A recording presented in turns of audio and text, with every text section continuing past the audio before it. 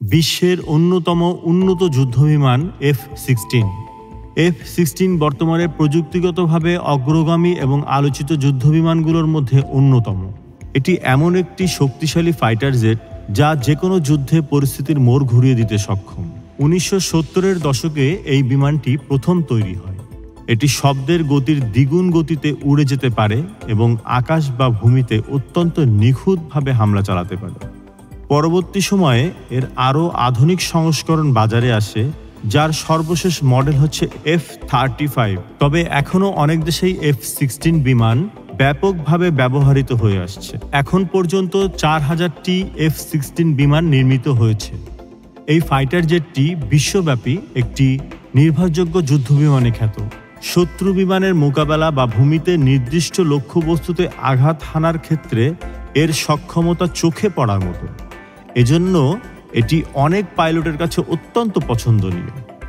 মার্কিন বিমান বাহিনীরা একে ভাইপার নামে ডাকে, কারণ এর ধ্বংসাত্মক শক্তি তাদের দৃষ্টিতে বিশেষভাবে উল্লেখযোগ্য। মার্কিন তথ্য অনুযায়ী বর্তমানে F-16 বিমান 700টিরও বেশি ব্যবহৃত হচ্ছে। ডেনমার্ক, বেলজিয়াম ও নেদারল্যান্ড সহ একাধিক দেশ এই বিমান ব্যবহার করছে। এই জেটে আধুনিক প্রযুক্তির গাইডের মিসাইল ও বোমা স্থাপন করা যায়, যা লক্ষ্যবস্তুকে নিখুঁতভাবে ধ্বংস করতে সক্ষম।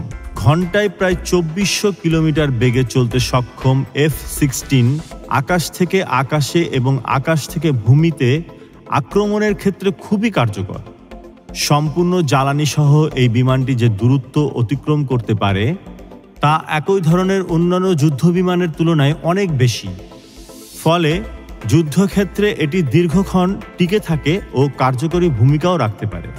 F-16-এ ব্যবহৃত উচ্চসম্পন্ন রাডার সহজেই আসন্ন মিসাইল শনাক্ত করতে পারে। বিপদ আশঙ্কা দেখা দিলে মাটিতে থাকা গ্রাউন্ড কন্ট্রোল ইউনিট সরাসরি পাইলটকে সতর্ক বার্তা দিতে পারে। এই এক ইঞ্জিন বিশিষ্ট যুদ্ধবিমানটি তৈরি করেছেন লকহিড মার্টিন। মূলত এটি এমনভাবে ডিজাইন করা হয়েছে যাতে ব্যয়বহুল অন্যান্য মার্কিন যুদ্ধবিমানের কার্যক্রমে সহায়তা করতে পারে। এটি হালকা ও বহুমুখী ব্যবহারের উপযোগী।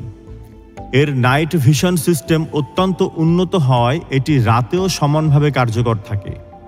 এর অস্ত্র বহন ক্ষমতাও অত্যন্ত উল্লেখযোগ্য। বিভিন্ন ধরনের কামান, মিসাইল ও বোমা এতে সংযুক্ত করা যায়। এই বিমান প্রায় 21,282 কেজি পর্যন্ত অস্ত্র বহন করতে পারে। উভয় ডানায় মোট 5টি মিসাইল বহনের সক্ষমতা রয়েছে। বা ডানায় একটি 20 মিমি ভলকান কামান স্থাপন করা থাকে, যা প্রতি মিনিটে প্রায় 6000 রাউন্ড গুলি ছোড়ে।